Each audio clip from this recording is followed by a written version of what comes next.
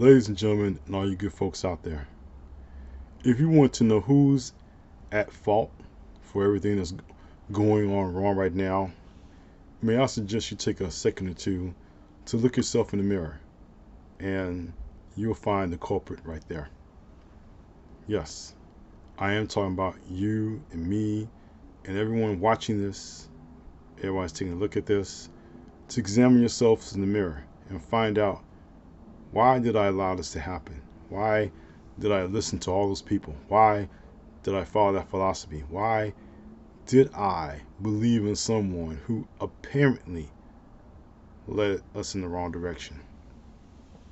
Why am I cheerleading these people?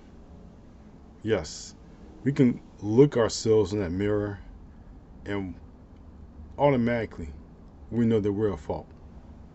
For every time we listen to these people, we believed in what they said, we heard everything that they said, and we're at fault because that's exactly who is really to blame here.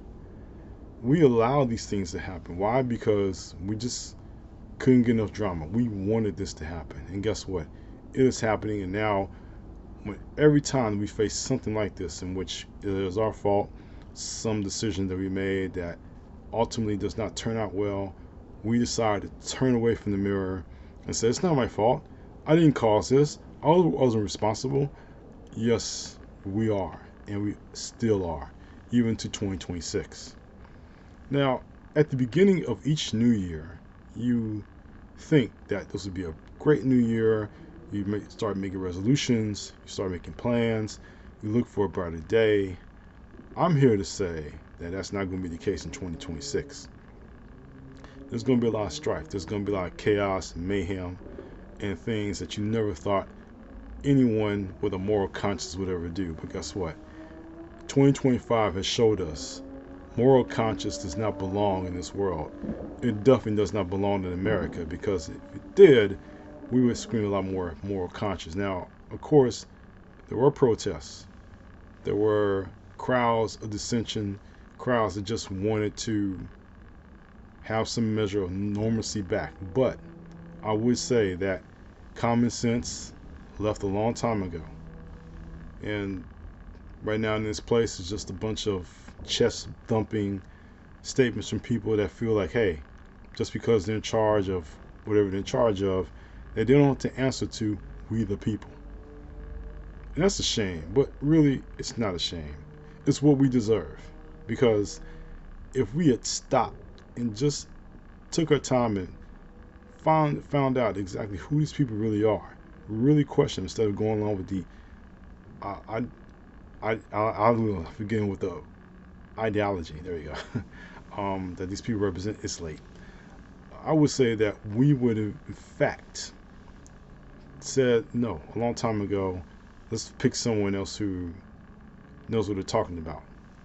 But when these people actually play dumb and act like you don't know what you're talking about, or they lash out in a committee by name calling and accusations and things like that, these are not the people that you want running anything, more or less a candy store.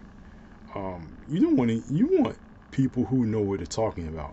And we have seen people in years past who know what they're talking about, who provided the answers, who made our lives much better, you know. But when we have people even now who don't know what they're doing, guess what? It leads to a whole lot of chaos.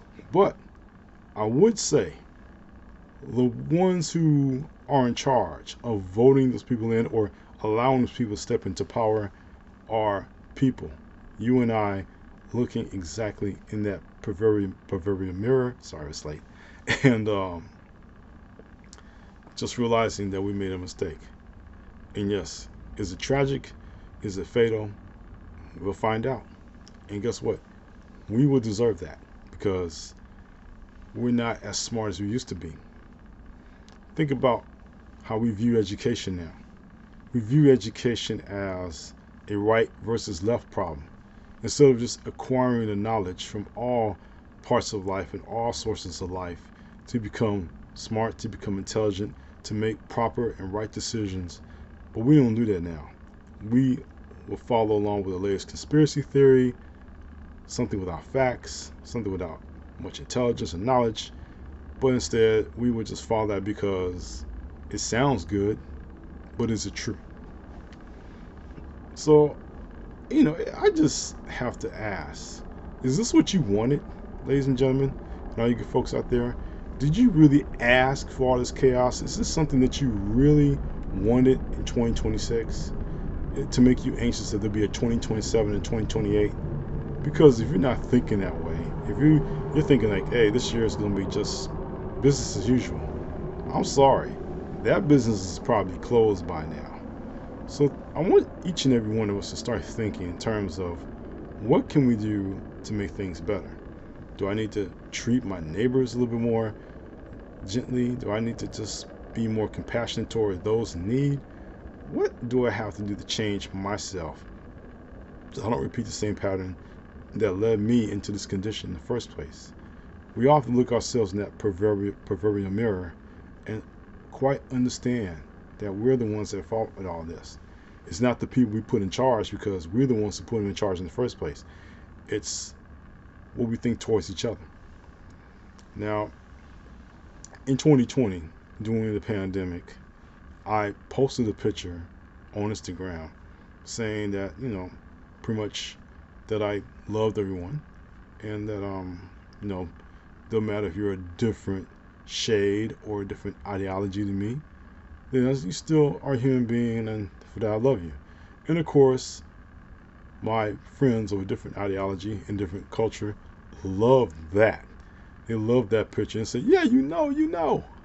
But the fact is that should be true. We have to look outside ourselves in 2026. It's not about the left, the right, who you represent, who represents you. It's about looking inward and just saying, hey, look, I'm no better than anyone else. I'm better for myself, but no better than anyone else. And then just treat everyone like you would treat yourself, because that's the way it will change. It has to be this, our hearts have to change instead of anything else. If this doesn't change in 2026, we're going to continue in the same loop of hatred and despair and hopelessness that we've always been dealing with, and then we'll have to look to someone else to do that for us, and we may not even trust the person who's doing it for us. They may say something that caused us to be in this mess in the first place. So I just want us to be very mindful of that. I just want us to take stock in our lives right now. We're getting older, but we don't have much time left. So the time that we do have, let's not deal with the silly stuff or the crazy stuff or the conspiratorial messages that are out there. Let's deal with the real facts, with real people. And yes, they may be different than you as far as ethnicity, as far as language, but they're still your neighbors. So let's treat each other with respect, kindness in 2026. And again, the only people that can change what is going on right now, as we saw last year, is going to be you and me, because we can't rely on the politicians anymore. They have failed us, and they continue to fail us, and they really act like they don't need us anymore. I guess that's part of the plan. But when it comes down to the actual truth, they still need us, and we still need ourselves. And we can depend on ourselves to do the right things. We'll be all right. Let the politicians sweat. I don't care who they are. Anyway, I thought I would share that with you, my first overall big serious message of 2026. If you like this, even though it's late at night and I'm very tired, don't forget to click the button above, see what else I'm working on as far as my stories and everything else, books and all the rest. And don't forget to like this video and subscribe for the rest of this content that you may enjoy. Hopefully this year I'll have some more serious content. I'll really try to get down, talk more serious stuff, but at the same time, I'm just wanting everybody to know that, hey, you mean something to this world. Just go out and do the best you can to show that you belong. And with that being said, I want to wish each and every one of you the best. Enjoy your time, enjoy your new year, and always in closing, take care.